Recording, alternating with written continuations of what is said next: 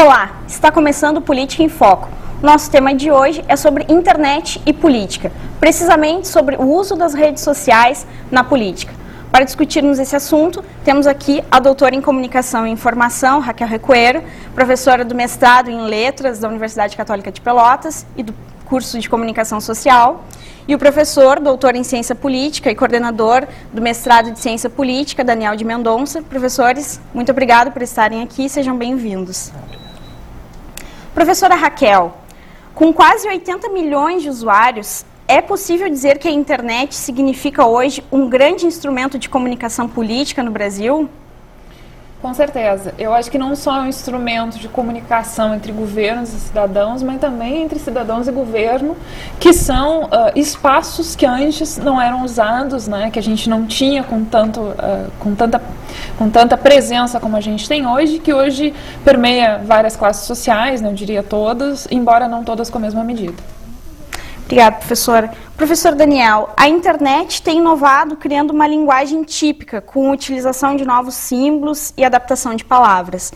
É possível falar também de novas formas de se fazer discurso na internet ou do de um discurso típico para a internet? É possível, entendendo o discurso de uma maneira bem ampla, ou seja, na forma como as pessoas se comunicam e o que comunicam, sim, a internet ela tem uma linguagem própria e nesse sentido, essa linguagem ela vai permeando os usuários e as pessoas atingidas, né, por esse mecanismo. Obrigada, professor. Professora Raquel, a primeira campanha do Obama, o presidente hoje dos Estados Unidos, chamou a atenção do mundo para a utilização do Twitter. E no livro da senhora, Redes Sociais na Internet, a senhora diz que a comunicação mediada pelo computador está mudando as formas de organização, identidade, conversação e mobilização social. Os candidatos brasileiros, eles têm se apropriado das redes para fazerem as suas campanhas? E qual a qualidade dessa utilização aqui no Brasil? Eu acho que ainda é uma utilização pequena, que é potencialmente positiva, porque ela oferece mecanismos como os rastros, como a gravação daquilo que foi dito, que permite inclusive a cobrança de promessas em momentos posteriores. Mas eu acho que ela ainda é usada de maneira muito tímida, porque se teme, ainda existe, os candidatos temem de certa maneira a conversação. A conversação ela prevê uma horizontalização entre o candidato e os eleitores ou não eleitores. E, de certa maneira, o candidato ainda se sente um pouco desconfortável em conversar. Vários candidatos, eu diria, né? Então, eu acho que ainda tem um potencial muito grande, mas ainda é pouco usado. E nessas eleições agora para a prefeitura também está sendo pouco utilizado? Como é que está? Aqui em Pelotas a gente está monitorando, né? A gente tem, eu e alguns professores da Federal, a gente montou um projeto do monitor das eleições, onde a gente está monitorando a presença desses candidatos. Então a gente está monitorando várias coisas, mas de uma maneira geral a gente está apresentando só os dados quantitativos, ou seja, quem está usando o Facebook, quem está usando o Twitter e quanto está usando. Tem alguns candidatos que estão usando bastante, que tem dado uma certa atenção para essas ferramentas, tem alguns candidatos que não estão usando praticamente nada. Então, acho que ainda está bem dividido. E a senhora acredita que essa utilização aqui pode ser reflexo da campanha do Obama?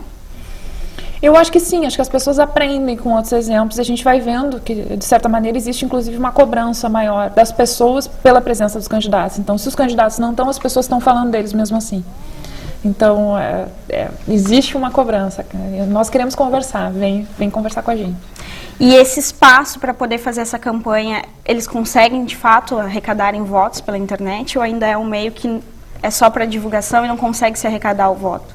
Eu acho que é um espaço para comunicação, tá? Para as pessoas trocarem informações, para as pessoas discutirem, para as pessoas verem efetivamente quem é o candidato. Agora, ao momento em que chega a decisão do voto, eu acho que são inúmeros fatores, não dá para se acreditar a conhecer o candidato pela internet. Mas é claro que dá outras informações, né? Eu fico pensando na época que eu comecei a votar, quando a gente não conhecia os candidatos, era super difícil encontrar informações, só se tinha panfletinho, e hoje a gente tem acesso a tantas outras informações, inclusive os bens que os candidatos declaram, né, e elementos anteriores, matérias de eleições anteriores, ações anteriores. Se eu quero saber como é que foi a situação de um candidato na Câmara, eu tenho como pegar lá um candidato que já foi eleito, o que foi feito, o que ele fez durante a administração. É mais fácil recuperar essas informações. Isso, é claro, na minha opinião, enriquece a decisão de voto. Obrigada, professora. Professor Daniel, a internet é um espaço que permite a veiculação de uma multiplicidade de discursos. Alguns, inclusive, criminosos, como foi o caso da estudante de Direito, que recentemente foi condenada por racismo porque publicou no Twitter, durante a campanha de 2010, "Nordestino não é gente, faça um favor a São Paulo, mate um nordestino afogado". O senhor considera as redes sociais um meio democrático? Certamente, certamente. As redes sociais, a internet como um todo, ela de fato é um meio democrático, mas eu quero dizer o que eu estou entendendo por democrático. O democrático aqui não é o democrático do politicamente correto. É a possibilidade de pessoas que a princípio não tinham vozes, exercer a sua capacidade, a sua possibilidade de expressão.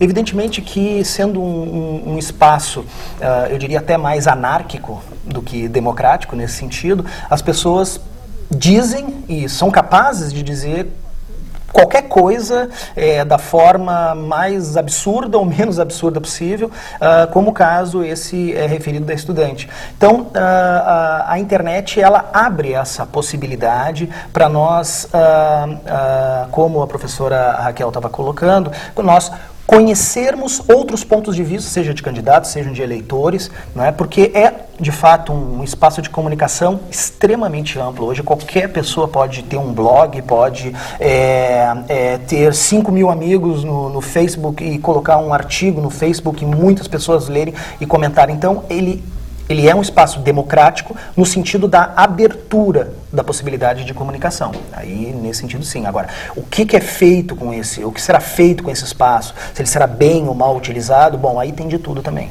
Sim. Professor, e a internet tem proporcionado um novo espaço de debate, né, e criando novas formas de discurso. As redes sociais, elas podem ser vistas como um novo espaço público para o cidadão? E um espaço mais horizontal para o exercício do poder político? Olha, eu acredito que sim, mas ainda... Eu acho que a palavra correta é bem a que tu colocaste na pergunta. Ela é um potencial. Existe esse potencial. Esse potencial, acho que de certa maneira ele tem sido usado, né? Mas o fato ainda é que a internet, como esse espaço, as redes sociais, como esse espaço de comunicação e troca de opiniões, ele está ainda muito nesse nível, digamos assim, mais macro, de uma esfera pública, né, de discussão, de debate. Agora, não existe ainda um nível de decisão política, que aí sim seria um espaço político propriamente dito, um nível de decisão pública a partir da internet. Claro, uma ou outra experiência, mas isso ainda não é uma prática comum. Existe essa possibilidade, existe esse potencial, mas ainda nós estamos realmente engatinhando. E aqui não digo nem no Brasil, eu acho que isso ainda é um fenômeno recente em termos mundial. Sim, obrigada, professor. Professora Raquel, retornando então ao monitor das eleições de Pelotas, né, esse novo projeto, o que tem chamado a atenção no uso político das redes sociais aqui na cidade?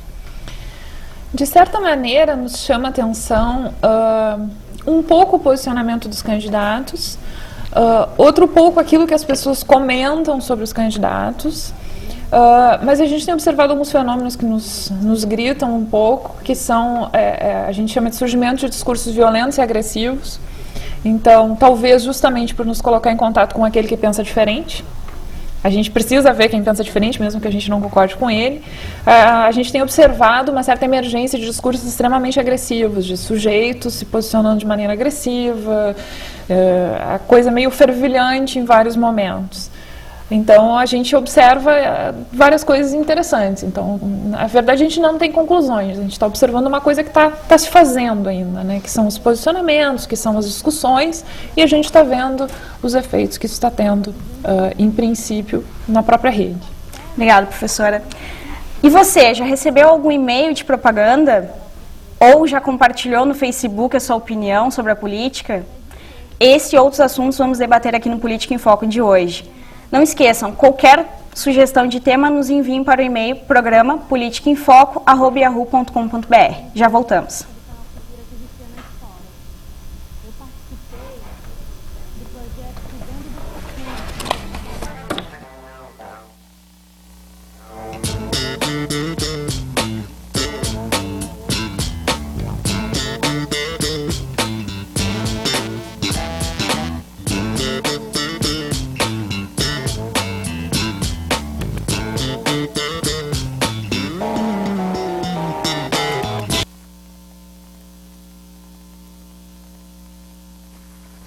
As possibilidades de mudança estão por todas as partes.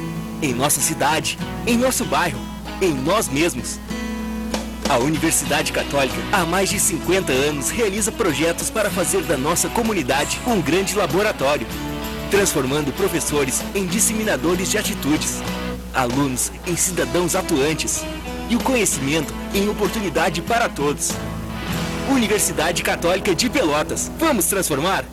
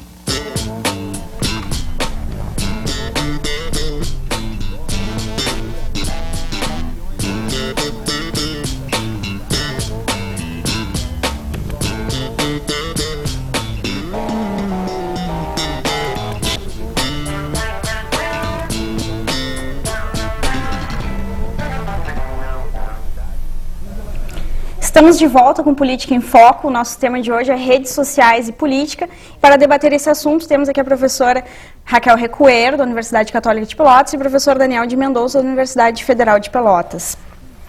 Qualquer sugestão de tema para os nossos próximos programas, por favor, nos envie um e-mail para programa politicaemfoco@yahoo.com.br. Professores, é possível observar nas redes sociais a apropriação de ícones e símbolos como Che Guevara, a suástica nazista, dentre vários outros símbolos, misturando e associando esses símbolos a mensagens totalmente desvinculadas do seu contexto original e muitas vezes propagando visões de mundo opostas ao que eles representavam. Isso pode ser associado ao chamado fim das ideologias? Bom, eu primeiramente eu discordo da ideia do fim das ideologias. Eu acredito que nós vivemos numa época extremamente ideológica, tendo em vista que, e aqui a ideia de ideologia, né, como um tipo de farol que guia as nossas ações. Evidentemente que quando nós comumente falamos de ideologia, nós estamos pensando ou no comunismo ou no capitalismo, mas não, a ideologia ela é essa forma como nós olhamos e nos comportamos diante do mundo. Né? Então, nesse sentido, essas reapropriações de ícones como Che Guevara ou até outros, digamos assim, politicamente extremamente negativos, como exemplo de líderes totalitários, fazem parte, essa reapropriação ela é própria desse momento de readequação de novas ideologias que estão surgindo, né? Então, nesse aspecto, eu diria, olha, essa transformação ideológica, essa forma como nós estamos vendo essas ideologias sem pé nem cabeça, na verdade fazem parte dessa reapropriação. E essa reapropriação, ela é bem parte do nosso tempo, um tempo em que, se por um lado a ideologia capitalista ela tem uma força muito grande, por outro ela está sendo muito contestada por uma série de outros episódios, como os que têm acontecido a partir de 2011, a Primavera Árabe. Então, eu acho que a ideologia, nós não vivemos num mundo sem ideologias, mas num mundo de readequação ideológica, me parece que é mais por aí. Eu também concordo com o professor Daniel. Eu acho que essas transformações também são próprias do tempo que a gente vive, dessa contemporaneidade, mas de uma certa forma eu questiono até que ponto essa reapropriação está se desvinculando totalmente do discurso dentro do qual ela foi feita. Então eu acho que as pessoas até podem, não, esse símbolo agora ele quer dizer outra coisa, mas de uma certa forma ele ainda carrega uma parte do discurso. Então isso é uma coisa que também eu acho que as pessoas tendem a olhar de uma posição muito mas agora nós estamos falando de outra coisa, mas na verdade tu está carregando todo aquele contexto interior que ainda não é um contexto onde esse discurso foi criado, né, que não é desvinculado dele. Professores, as redes sociais têm sido um instrumento importante na mobilização da população em diversas partes do mundo, ao permitir a organização de movimentos, como o senhor mesmo já falou, a Primavera Árabe, né, a organização de movimentos como os Indignados na Espanha, a disseminação de movimentos e bandeiras como a Marcha das Vadias, que hoje se espalha até para Pelotas. É possível falar de novas formas de ação política através das redes sociais, ou apenas em reprodução de práticas políticas tradicionais? Eu acho que é possível, sim. E a Primavera Árabe, o Occupy Wall Street, o movimento dos indignados, todos ocorreram aí em 2011 e reverberam até hoje, né? Com tentáculos pelo planeta inteiro. Eu acredito sim que a internet ela tem essa possibilidade de mobilização, porque ela representa essa novidade comunicacional. E em termos de novidade comunicacional, e se nós pegarmos os próceres, né, os líderes desses movimentos, nós temos pessoas ou de meia idade ou muito jovens que fazem parte constantemente dessa rede de comunicação e que, bem, a partir dessa linguagem, sim, colocam elementos políticos e vão para o embate político. Agora, até agora, esses movimentos não redundaram em nenhuma ação concreta de mudança efetiva. Eu ia falar muito rapidamente, mas para mim eu vejo a internet como uma plataforma onde pessoas que pensam de maneira semelhante conseguem encontrar outras pessoas que pensam como eu. Então isso é um fator inflamador. Então eu estou revoltado, eu quero fazer uma manifestação a respeito de uma coisa que eu acho que está errada, que precisa ser mudada no mundo, só que eu sozinho não faço nada, eu sozinho me apago.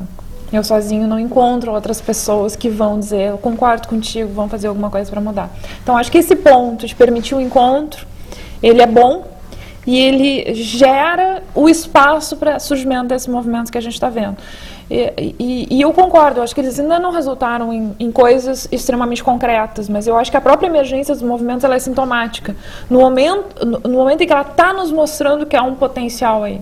E tem um texto do Manuel Castells que eu acho muito legal, que ele fala justamente da Primavera Árabe, onde ele coloca essa questão transformadora. Há a possibilidade. Ela está nos mostrando que nós temos a possibilidade de nos encontrar e de mudar e de nos colocarmos coletivamente, que é uma das coisas mais difíceis de se fazer, né? Obrigada, professores. As redes sociais permitem a interação entre o mensageiro, aquele que posta a mensagem, e sua audiência, possibilitando também que cidadãos produzam conteúdos políticos. Vocês acreditam que as redes sociais incentivam a participação política e fortalecem a democracia, ou que elas geram novas formas de dominação social? Não, a internet, ela certamente ela tem um papel importante no que a gente pode chamar de radicalização da democracia, no seguinte sentido, no sentido em que o cidadão tem essa possibilidade de falar para Deus e o mundo, né, urbi e orbi, aquilo que pensa, não importando, e aqui me parece assim, o importante na democracia e nessa radicalização da democracia não é nem a qualidade do que é dito, mas primeiramente a possibilidade da abertura a se dizer coisas que antes não eram ditas por uma falta de espaço. A internet, ela tem essa possibilidade, ela abre para um campo novo e inclusive a política colocada da forma como ainda está dividida em partidos políticos, da maneira arcaica como ela ainda se coloca, ela vai se debater com esse problema da internet ainda por um bom tempo e a internet me parece que pode possibilitar uma reforma muito interessante em termos de novas ferramentas para tomadas de decisão pública, porque ainda ela não é ela não representa ainda um registro dessa tomada de decisão pública, que esse é o importante. Isso é que realmente funciona do ponto de vista político. Mas eu tenho visto, de uma certa maneira, eu tenho visto alguns fenômenos que eu julgo interessantes no Brasil, que não são exatamente decorrentes das redes sociais, no sentido de site, de rede social, Facebook, Orkut, mas que são decorrentes das pessoas poderem falar. Por exemplo, eu sou formada em Direito. E na época que eu estudava Direito, né, a gente não tinha muito acesso a muitas formas de informação, e a gente, por exemplo, não sabia nada sobre quem eram os ministros do Supremo Tribunal Federal, a gente mal conhecia votos, a gente mal conhecia jurisprudência, eram coisas muito incipientes. Eu sou uma pessoa que hoje eu vou para o Twitter, no momento em que o Supremo Tribunal Federal está julgando os réus do mensalão, e vejo as pessoas opinando sobre os votos dos ministros, que normalmente são herméticos, e as pessoas se posicionando e criticando, e as pessoas postando coisas sobre o que o Joaquim Barbosa falou, sobre o que o Celso Mello falou, eu fico impressionada. Isso não são pessoas que são da área, muitas vezes não são pessoas que não têm nenhum envolvimento, mas as pessoas estão cobrando, as pessoas estão vendo. E isso, de uma certa maneira, se reflete na abertura do próprio Supremo Tribunal, que é a grande corte brasileira, né, a Suprema Corte Brasileira. Então, a gente vê as pessoas se inteirando de coisas que antes eram herméticas, as pessoas opinando sobre coisas que antes eram herméticas. Não é a maioria da população, mas o fato de algumas pessoas estarem fazendo isso, para mim, é uma coisa fantástica. É uma coisa que eu olho e digo, nossa, na época nem nós que éramos alunos conseguíamos fazer esse tipo de posicionamento. Imagina acompanhar um voto de ministro. As pessoas fazem, as pessoas opinam, as pessoas comentam, e eu acho uma coisa extremamente relevante, um sintoma também extremamente importante. E falando nisso, tem aumentado no Brasil a quantidade de portais que disponibilizam informações sobre política de sites oficiais que buscam prestar conta de seus atos através do governo eletrônico e poder fiscalizar. Ao disponibilizar essas informações na rede, é possível dizer que aumenta a fiscalização dos cidadãos sobre a ação do Estado? Existe a tendência de aumentar a fiscalização dos cidadãos em relação ao Estado. Agora, eu, pessoalmente, acho que isso ocorre de maneira muito tímida. A internet, ela é um espaço de comunicação e de possível reivindicação, mas o fato é que o cidadão ainda, ele mais... Me parece que a postura dele é uma postura muito negativa e de esperar do Estado. Ele mais espera do Estado e reclama do Estado do que propriamente se envolve com a questão política. Né? Então, eu não tenho grandes notícias em termos de um cidadão que participa, falando o cidadão médio, né, que participa olhando os balanços das prefeituras ou de qualquer órgão da administração pública. Né? O que mais nós vemos é o que é mais fácil fazer, ou seja, reclamar do sistema de saúde, mas exatamente buscar saber, se envolver da maneira como isso funciona, me parece ainda que a cidadania é muito pobre. Me parece que o cidadão brasileiro ele tem um perfil muito mais de consumidor do que de propriamente cidadão. Ele está mais esperando que o hospital funcione bem mas ele não quer saber exatamente como isso vai acontecer, né? A relação, ela é uma relação ainda muito comercial nesses termos. Eu acho que sim, e por outro lado, também vejo que, entretanto, o fato da gente ter essas informações disponíveis faz com que outros órgãos, outros espaços, como os espaços midiáticos, os jornais, os jornalistas ou até pessoas comuns também consigam reverberar um pouco essas informações, e essas reverberações têm potencial. Mas com certeza ainda é uma coisa muito tímida, ainda é uma coisa que não dá pra gente dizer estamos vivendo a revolução, mas eu acho que a gente está vendo coisas que, a meu ver, uma série de coisas que são positivas. Obrigado, professores. O nosso Política em Foco de hoje está chegando ao final. Lembrando a vocês que qualquer sugestão de tema nos enviem por e-mail, programa politicaemfoco@yahoo.com.br. Gostaria de agradecer a presença da professora Raquel Recuero, da Universidade Católica de Pelotas, e do professor Daniel de Mendonça, da Universidade Federal de Pelotas. Muito obrigado, professores, e até a próxima semana.